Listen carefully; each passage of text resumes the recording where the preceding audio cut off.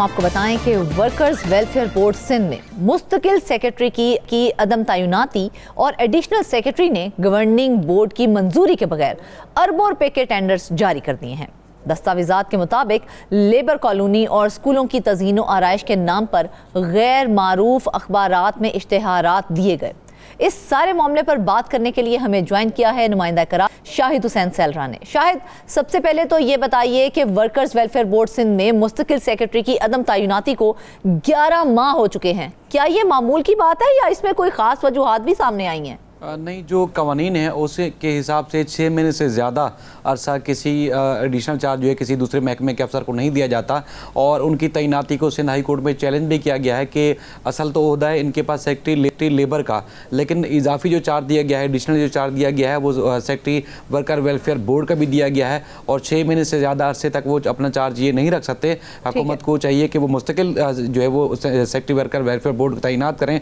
लेकिन अब तक उन्होंने तैनात नहीं किया। इस तरह जो है वो अदालत ने नोटिस भी जारी किए थे और आज इस केस की समाअत थी तो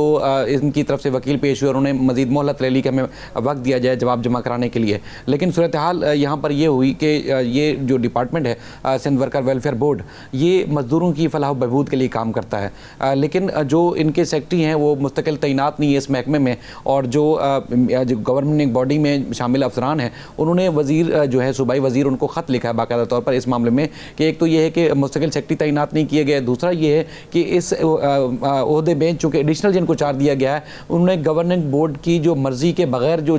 इशारात दिए हैं, टेंडर्स दिए हैं और उसके बाद फिर मंजूरियाँ जो दी गई हैं उसमें उनको शदीद किस्म के तहफ़्फ़ुज़ात हैं। सबसे पहला जो उनको उन्होंने तहफ़्फ़ुज़ात का इज़हार किया कि स्कूलों और लेबर कॉलोनीज़ के लिए उन्होंने टेंडर्स जारी किए, ऐसे अखबारात में टेंडर जारी किए जिनका नाम लिया गया उन अखबारात में उन तारीखों के अंदर वो टेंडर थे ही नहीं, लेकिन अखबारात की कटिंग ये जारी कर दी गई कि इस अखबार में फ़लाँ डेट को जो है हमने टेंडर जारी किया था और इस पर जो है एतराज़ात आयद किए गए और काम शुरू हुआ नहीं और कहीं अगर शुरू भी हुआ है तो इब्तिदा में ही अरबों रुपए के फंड्स जारी कर दिए गए ऐसी कंपनी को जो कंपनी रजिस्टर्ड ही जो है वो 2025 में हुई है, यानी कि जो सेपरा रूल थे, जो पेपरा रूल्स हैं उनकी मुकम्मल तौर पर बताया गया है कि ये खिलाफ वर्जी है। इसके अलावा दूसरा जो इल्ज़ामात हैं वो ये है कि जैसे 2014 में कानून बनाया गया था सूबाई हुकूमत की तरफ से कि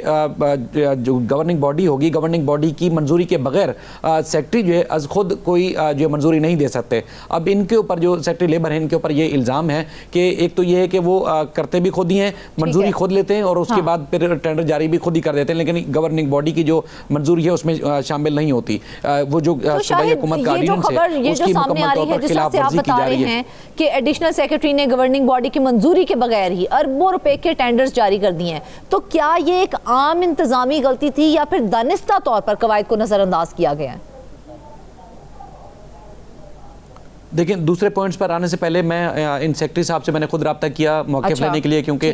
जिस तरह की खबर है तो हमारी एक जिम्मेदारी है कि हम उनका भी मौक़िफ़ लें। उन्होंने पहले तो काफ़ी गुस्से में नज़र आया, काफ़ी जज्बाती भी थे और उस पर उन्होंने कहा कि देखें मुझसे कोई गलत काम जो है कोई करवा नहीं सकता और मेरा ट्रैक रिकॉर्ड इतना साफ़ सुथरा है कि कोई भी मुझ पर दबाव डालकर या किसी भी तरह से मुझसे कोई काम ले नहीं सकता और मैं चूँकि मामले में बैठ के साफ़ और शफाफ तरीके से और ट्रांसपेरेंसी को मद्देनज़र रखते हुए काम कर रहा हूँ तो लोग मुख्तलिफ़ तरीक़ों से दबाव डालकर जो है इस किस्म के मुझे बदनाम करने की कोशिश कर रहे हैं। पिछले 1-1.5 हफ्ते से जो है वो मुझे मुख्तलिफ लोगों की कॉल्स भी मसूल हो रही हैं, बार बार मैं लोगों को वजाहतें दे रहा हूँ कि कोई गलत काम नहीं हो रहा और तमाम इदारों की और तमाम जो गवर्निंग बॉडी में लोग शामिल हैं उनको मद्देनज़र रखते हुए उनकी मंजूरी के बाद ही जो है वो हमने टेंडर्स जारी किए और जो इल्ज़ामात हैं उन्होंने कहा जी मैं उनकी तरदीद करता हूँ और ये इल्ज़ामात बेबुनियाद हैं, उनमें किसी किस्म की कोई सदाकत नहीं है और मैंने हर जगह इज्जत कमाई है। और मैंने उनसे सवाल किया था कि मामला इतना संगीन हो गया था कि आपको तो सूबाई एंटी करप्शन है, उन्होंने खत भी लिखा कि जो टेंडर्स जारी किए गए हैं इस हवाले से वजाहत पेश करें, तो उन्होंने कहा मैं खुद डायरेक्टर एंटी करप्शन रहा हूं माजी में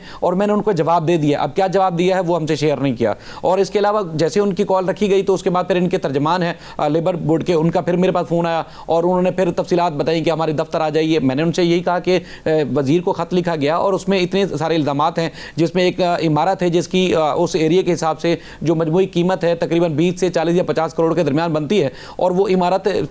वर्कर वेलफेयर वेलफेयर बोर्ड के ऑफिस के लिए खरीदी गई है 80 करोड़ रुपए की। और यह भी इल्जाम है कि वो इनके किसी करीबी अजीज की इमारत थी। तो उस पर क्या कहना है? उस पर भी उन्होंने कहा जी बहुत सारे लोग नाराज हैं और वो फिर इस तरह के हमारे हमें बदनाम करने के लिए चीजें कर रहे हैं, लेकिन हमने जो है कानून के मुताबिक किया है। बाकी तकरीबन 2700 मुलाजमीन है सिंध में रजिस्टर्ड, जो सिंध वर्कर वेलफेयर बोर्ड के फलाह बहबूद के जुमरे में आते हैं। उनका रिकॉर्ड जो है कंप्यूटराइज किया जाएगा। उसके लिए 45 करोड़ रुपए का टेंडर जारी कर दिया, ठेका जारी कर दिया गया। तो अब उस पर भी सवाल किया गया, तो उसमें भी उन्होंने कहा कि हमने जो कानूनी चाराजोई थी या जो सेपरेट रूल से उसके मुताबिक हमने टेंडर जारी किया। टेंडर्स जारी कर दिए गए हैं, तो आपके पास ऐसे शवाहिद मौजूद हैं कि जिन कंपनियों को टेंडर्स दिए गए हैं उनमें एक कंपनी तो 2025 में रजिस्टर हुई है, तो ऐसी नई और नामालूम कंपनी को इतनी बड़ी रकम कैसे जारी कर दी गई है? इसके हवाले से कोई बात सामने आई है?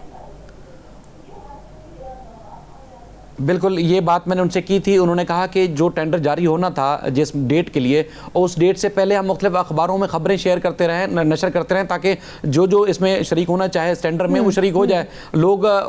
खबरें नहीं पढ़ते, अखबार नहीं पढ़ते और वो टेंडर में शरीक नहीं हुए, अब वही लोग हमें बदनाम कर रहे हैं। उनका ये कहना था कि हमने तो ये तो लोकल अखबारों की बात कर रहे हैं, हमने खलीज टाइम में भी बाकायदा तौर पर इस टेंडर के हवाले से खबर जो है वो शाया की थी। ये उनके तर्जमान का ये कहना है। लेकिन दस्तावेजात तो ये बता रहे हैं कि अगर वो ये दावे करे हैं, तो दूसरी जानिब जो दस्तावेजात सामने आए हैं वो तो हमें ये बता रहे हैं कि इश्तिहारात ऐसे अखबारात में दिए गए हैं जो ना मारूफ हैं, ना ही उनकी इशाअत साबित हो रही है। तो क्या ये पूरा प्रोसेस ही एक फ्रॉड की शक्ल इख्तियार कर चुका है?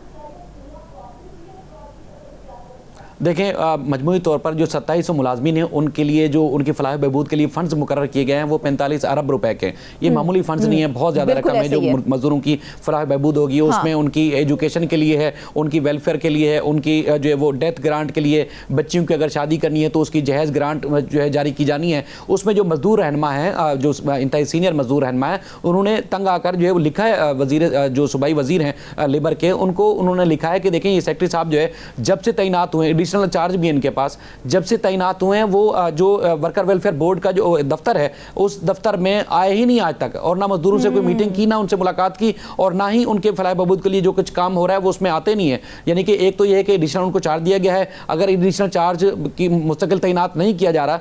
तब वो दफ्तर में आए, मजदूरों से मुलाकात करें, उनकी फलाह बहबूद को किस तरह करना है वो बैठ के तय करें। लेकिन वो तय करने के बजाय अखबारों में इसी तरह की, जिस तरह की कटिंग का उन्होंने बताया है कि कटिंग तो लगा दी गई कि फलां अखबार में खबर छापी थी और टेंडर जारी किया था, लेकिन उस डेट को जब चेक किया जाता है अखबार में तो उस डेट को उस अखबार में किसी किस्म का कोई इश्तिहार या टेंडर जारी ही नहीं किया गया था। इसके अलावा जो मजदूरों की हेल्थ के हवाले से हेल्थ इंश्योरेंस का मामला है वो भी बड़ा एक संगीन जो है मामला है। उसमें संगीन किस्म के इल्जाम आते हैं कि वर्कर वेलफेयर बोर्ड का अपना काम ही नहीं है कि किसी मजदूर की हेल्थ इंश्योरेंस करवाए। इन्होंने जो है वो खुद ही मंजूरी दी। इस तरह इनका यह भी दावा है कि चंद जो गवर्निंग बॉडी के लोग हैं वो नाराज हैं, बाकी गवर्निंग बॉडी के लोग जो है उनकी मंजूरी इसमें शामिल है। उसमें तकरीबन 8 अरब रुपए के लगभग की जो हेल्थ इंश्योरेंस है वो ऐसी कंपनी को जारी की गई जिसका वो स्टैंडर्ड ही नहीं है कि वो इस तरह की हेल्थ इंश्योरेंस कर सकता है। और दूसरा ये है कि वर्कर वेलफेयर बोर्ड का जो काम है वो हेल्थ इंश्योरेंस मजदूरों की करना काम नहीं, बल्कि वो सोशल सिक्योरिटी का एक अलग से महकमा उनका ही काम है, और वही सेसी जिसको कहते हैं वेलफेयर बोर्ड का जो मैंडेट है वो तो उससे बिल्कुल हटके रह गए हैं, और उनका काम था बुनियादी फलाही कामों पर तवज्जो देनी,